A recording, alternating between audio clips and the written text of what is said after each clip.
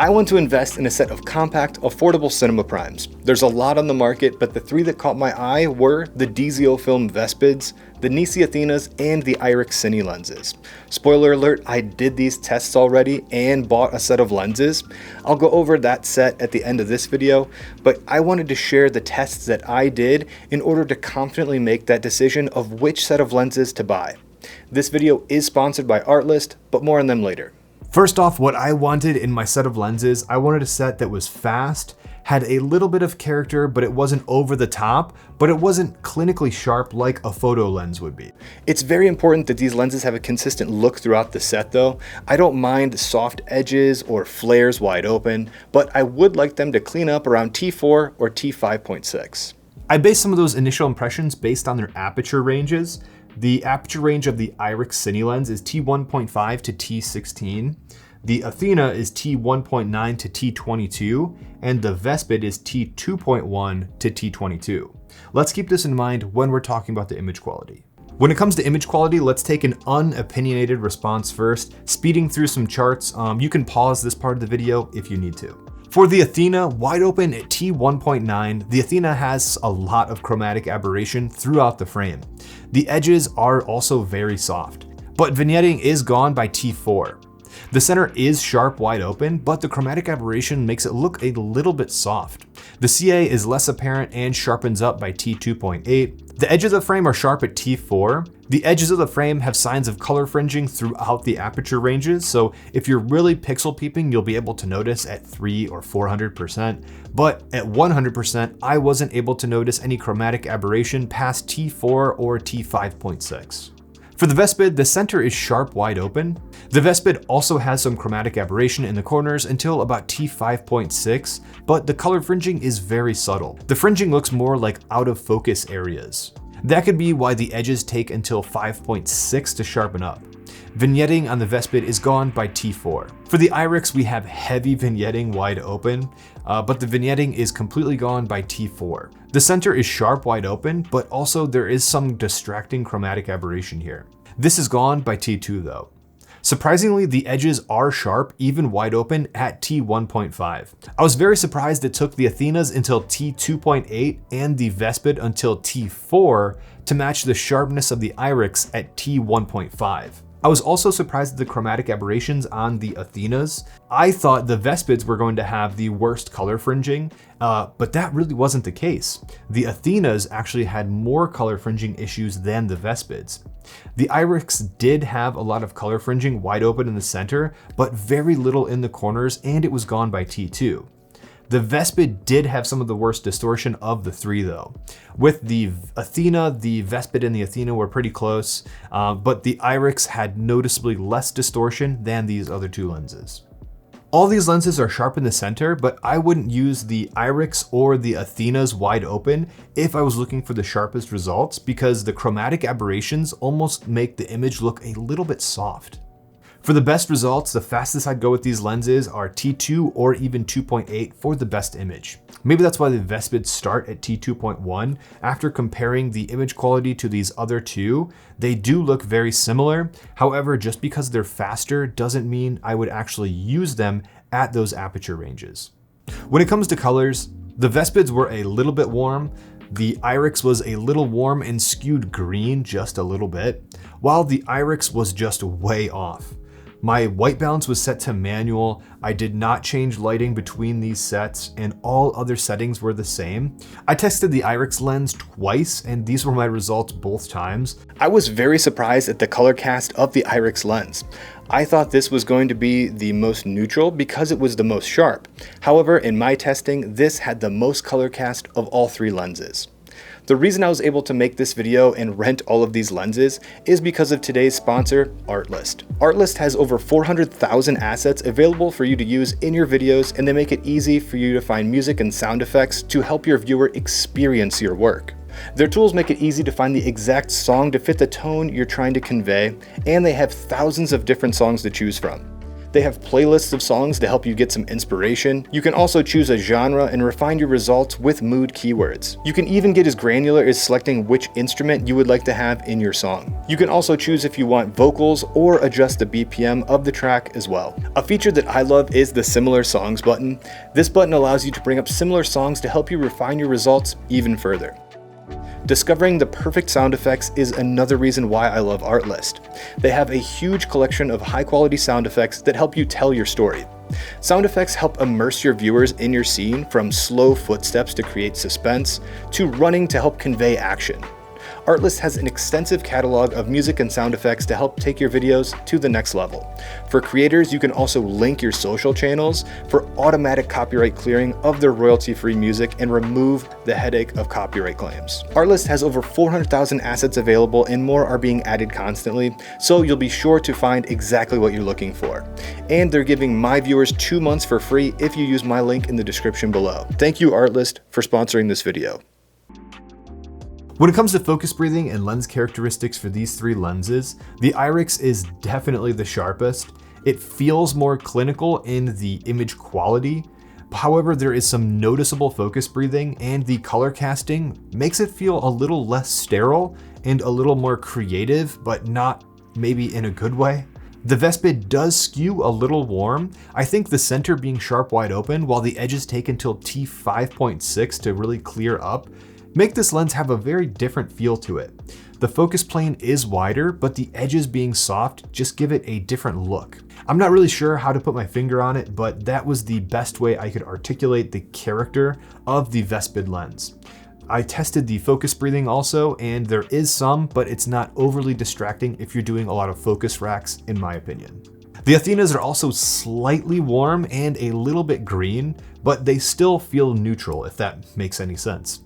They are sharp wide open. They have more focus breathing than the Vespids, but not by much more. To me, this skews a little bit more clinical than organic. When it comes to minimum focusing distance, the Athena 35 is 11.8 inches, the Vespid 35 is 12 inches, and the Irix 30mm is 13.4 inches. Here is also a comparison of all of the flaring and bokeh between these lenses. These are pretty subjective, and the phone flashlight in a dark room is as extreme as it's going to get for any of these lenses. I'll also include some sun flares for these to get a better idea how they flare in daylight. Just for reference, all of the daylight footage here was filmed at T2.8 on all of the lenses. Another thing to consider when buying a set of lenses is the focal lengths and mounts they have available. When it comes to cinema lenses, I like to use PL lenses and then just adapt them to whatever camera system I'm working with. Here is a chart of all the focal lengths and mounting options available for these lenses. 2 really quick notes about the Athenas and the Vespids. If you're going to choose a Vespid, they do have a rear mounted filter option.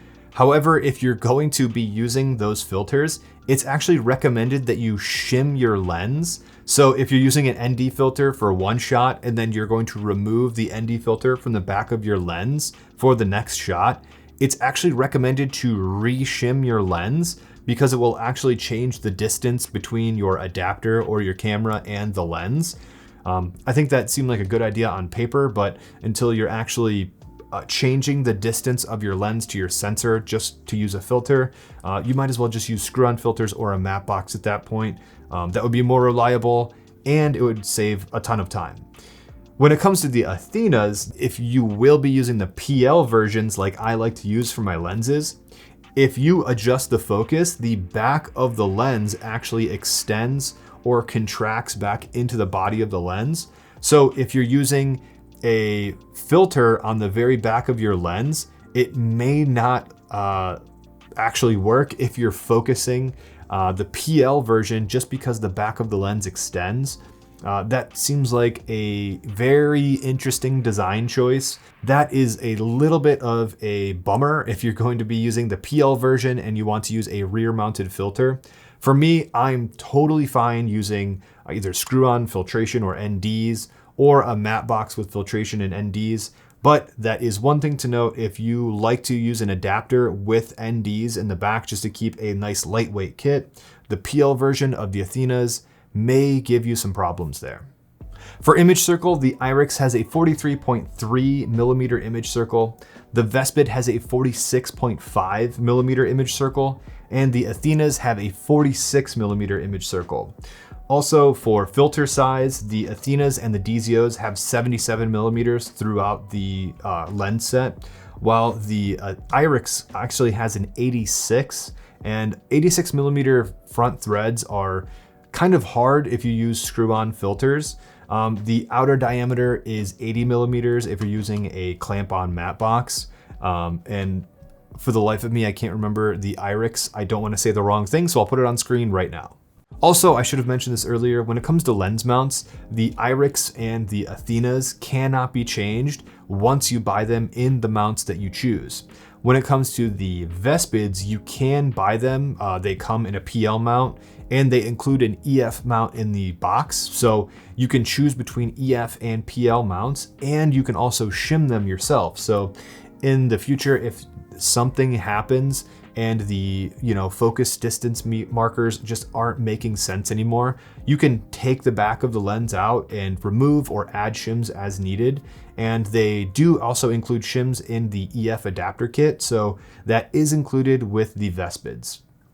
While using these lenses handheld, I realized there is a huge difference between the focus and iris rings on all of these lenses. On the NiSi Athena, I love the tension of the focus and iris rings. However, I'm not a fan of the design of the focus ring if I will be pulling focus by hand. Since these lenses are so small, I love using them handheld. However, if you're doing long focus throws that go over the front of the cutout for the focus distance meters, it could be possible for you to bump the focus and actually bump the camera if you're going to be using them for longer focus throws. Very simple solution here is to just use a follow focus on the side of your camera. On the DZO Vespids, I absolutely love the focus and iris tension. The focus throw is 270 degrees and it is very easy to adjust, but it's also precise. I love that the body in front of and behind the focus ring also adjusts the focus. If you're adjusting focus by hand on the barrel of the lens, I much prefer this design over the Athenas or the Irix lenses. For the Irix, the focus ring is very stiff and difficult to rotate handheld. The focus ring is smaller and it's almost sunk flush into the body, so it can be a little bit hard to adjust. It works totally fine with a follow focus though. The iris ring is very close to the mount though. I'm using the DZO Octopus PL to E mount, and the mount interferes with the iris ring since it's so close to the mount. If you're using a PL adapter with these lenses, make sure it has the proper clearance if you're using iris motors.